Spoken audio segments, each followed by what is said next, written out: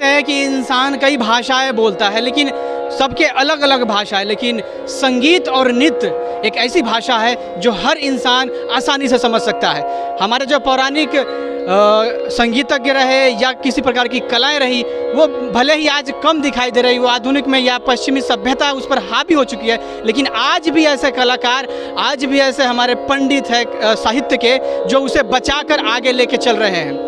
मैं अभी हूँ सोनपुर के लोक सेवा आश्रम में, जो 7 मार्च से विगत सैकड़ों वर्षों से एक प्रथा चलाते आ रही है। यहाँ पर न जाने कितने बड़े बड़े देश के कलाकार, बड़े बड़े साहित्यकार आ चुके हैं और ये परंपरा आज भी निभाई जा रही है। आज 2022 और 7 अगस्त है और यहाँ पर बिरजू महाराज के जितने भी सदस्य हैं, शिष्य है, आज हम इनसे जानेंगे और उनका परफॉर्मेंस भी दिखाएंगे और दिखाएंगे कि भावनाओं की भाषा क्या होती, आपको दिखाएंगे नैनों की भाषा क्या होती, आपको दिखाएंगे मटकों की भाषा क्या होती। सबसे पहले आप बधाई के पात्र हैं और धन्यवाद देता हूं कि आपने हमारी संस्कृति को बचाया। मुझे यह बताइए, आज का प्रोग्राम को लेकर क्या कहेंगे?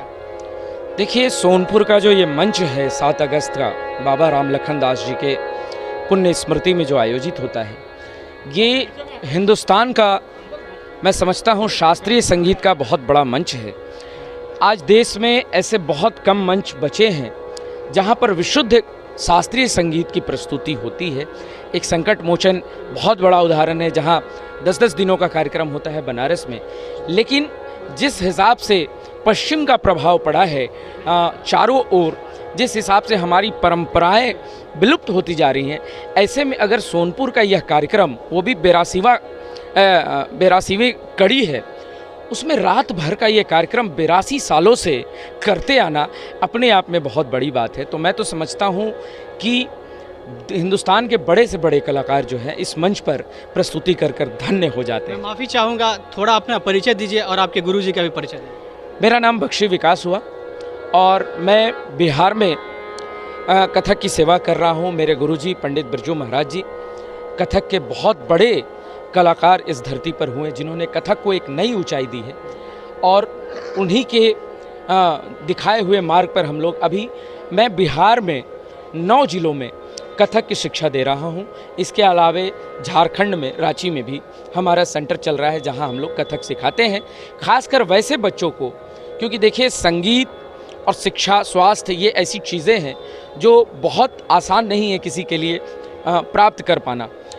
तो मेरा ये उद्देश्य है कि वैसे बच्चे, खासकर जो जिनके अंदर ये क्षमता नहीं है कि वो बाहर कहीं दिल्ली, बम्बई जाकर अच्छी तालीम ले सकें, ऐसे में मैं ये प्रयास करता हूँ कि बिहार के बच्चे जो हैं वो आगे बढ़ें, उनको मैं अच्छी तालीम दूँ और प्राचीन से प्राचीन ये जो कथक की परंपरा है, शुद्ध कथक की परंपरा है, इसको इस क्षेत्र में मैं युवाओं को आगे बढ़ाऊँ। जो आपने परफॉर्मेंस किया वो कौन सा नृत्य था? वो भी कथक ही था क्या? जी, इसे कहते हैं बैले। हिंदुस्तान में हम इसे नृत्य नाटिका कहते हैं। बैले का जो जन्म है वो फ्रांस से हुआ। जीन जॉर्ज नोवेर ने इसको किया था। उनके जन्मदिन पर हम लोग अंतर्राष्ट्रीय नृत्य दिवस भी मनाते हैं। तो उन्होंने बैले का फॉर्म जो है उसकी खोज की थी। लेकिन कथक जो है वो एकल नृत्य होता था, अकेले करने वाला। ये देखिए, बहुत बड़ी बात है कि इस हमारे पूरे विश्व में अगर कथक को समूह के रूप में किसी ने प्रचलित किया तो वो पंडित बिरजू महाराज जी ने किया है। ये उनकी देन है कि आज एक साथ कई नर्तक और नर्तंगनाएं सामूहिक रूप से कथक करते हैं और कथक शैली में एक से एक कथानक को हम प्रदर्शित करते हैं। आज की जो प्रस्तुति थी वो रामायण की प्रस्तुति थी।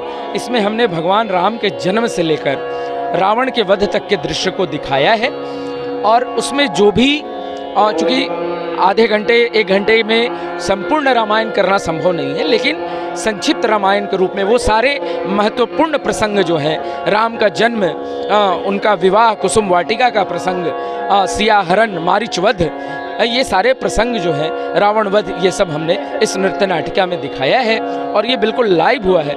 लाइव करना भी बहुत कठिन होता है, रिकॉर्ड पे करना बहुत आसान होता है, लेकिन हर चीज़ को अरेंज करना, प्रॉपर रिदम, प्रॉपर मेलोडी, ये बहुत मुश्किल काम है, कठिन काम है। और इन सब ने इतना बढ़िया काम किया आज कि मेरा भी मन बहुत खुश है और एक संतुष्टि है कि बिहार के बच्चे कथक के क्षेत्र में अच्छा कर रहे हैं। मैं साथियों बताना चाहता हूँ भारतवासियों, आप शायद इनके जैसे सौंदर्य पा सकते हैं, ये खूबसूरत है अपने आप में, लेकिन खूबसूरती आपको मिल सकती है, लेकिन इनके अंदर जो कला है वो शायद हर किसी के बस की बात नहीं है। हम जानेंगे नैनों को मटकाना और शरीर से डांस करना बिना कुछ बोले ना भाव, फिर भी कैसे होता है। मुझे ये बताइए कि आँखों से कैसे डांस करते हैं, ये कितना डिफ़िकल्ट है?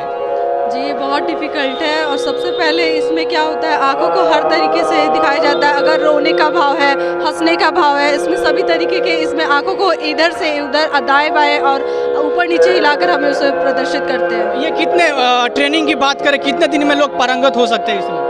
जी, इसके लिए बहुत समय लगा। अगर मन से, अगर लगन से रियाज़ किया जाए तो आप इसे 1 महीने में आराम से सीख सकते हैं, और अगर इसे आप करना चाहें तो आप इसे बहुत अच्छे तरीके से किसी भी नृत्य में आप प्रस्तुति दे सकते हैं। जी, यहाँ पर राम के भी किरदार निभाए थे, हालांकि रंग सांवला, लेकिन जब इन्होंने नाचा तो पूरी जो यहाँ पर जो लोग थे, श्रद्धालु थे, झूमने लगे, नाचने लगे, क्योंकि वो जानते थे कला के बारे में। और साथ ही साथ मुझे अब बताइए, मेकअप करके पूरा और पूरे लिबास में, परिधान में, जो हमारा पौराणिक परिधान है उसे पहन कर नाचना कितना कठिन है? कठिन इसको नहीं कह सकते, ये हम लोग का सबसे पहले तो पारंपरिक है और इसे पहनने पे हम लोग गर्व महसूस करते हैं। आजकल के भले ही परिवेश में ये बच्चे पसंद ना करें, लेकिन ये हम लोग का परिवेश ही ऐसा है या सांस्कृतिक कार्यक्रम ही ऐसा है कि आपका ये परिधान करना ही पड़ता है।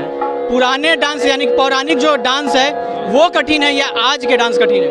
पौराणिक कठिन है। आज के जो मतलब डांस होते हैं उसमें रिदम, लय, ताल कुछ भी कर लिए वो हो गया। इसमें एक लय, ताल, मात्रा, सारा आवर्तन आपको बराबर हिसाब से लेकर के चलना है। मैं इनसे एक अंतिम बाइट लेना चाहूँगा। हमारे जो विलुप्त हो रही है धीरे धीरे जो परंपरा है, जो नृत्य है, उसे कैसे बचाया जाए? देखिए, हमारी जो भारतीय संस्कृति है, जो भारतीय संगीत है, सबसे पहले तो मैं ये बता दूं कि ये कभी विलुप्त नहीं हुआ, क्योंकि ये दुनिया में, सृष्टि में जितना भी संगीत है सबका आधार यही है ना। अब देखिए, हमारे जो संगीत है, जो ध्वनि है, वो कितना नेचुरल है। हमारा जो सड़ज है, हमारा ऋषभ है, हमारा गांधार है, वो बहुत नेचुरल है। भारतीय संगीत में अगर हम बात करें तो ये हर तरह की ध्वनियाँ जो हैं, कितनी ध्वनियाँ हैं इस ब्रह्मांड में, तो उन ध्वनियों में से जो रिफाइंड 22 ध्वनियाँ सेलेक्ट की गई, जिसको हम श्रुति कहते हैं, और उनमें से 7 स्वरों को हमने लिया है। तो ये इतनी प्रक्रिया के तहत जो प्राकृतिक जो है, आप अगर कहें गंगा की बात हम करें, तो क्या गंगा कभी विलुप्त हो सकती है? नहीं। तो जिस प्रकार इस धरती पर गंगा है विद्यमान, उसी प्रकार संगीत है। संगीत कभी विलुप्त नहीं हो सकता। हाँ, ये ज़रूर है कि हर किसी को चाहिए कि हम अपने परंपरा से प्यार करें, उसकी इज्जत करें, अपनी संस्कृति को सीखें। मैं चाहूँगा एक बार आप लोग ताली बजा दें। और ये पसीना नहीं है, ये वो अनुभव है और साथ ही साथ वो खुशी है जो इन्हें मंच पर मिला है और मंच पर आना चाहते हैं। और धन्यवाद हम इनका भी देना चाहें। लोक सेवा आश्रम की तरफ से ये आयोजन हमेशा होते रहता है। और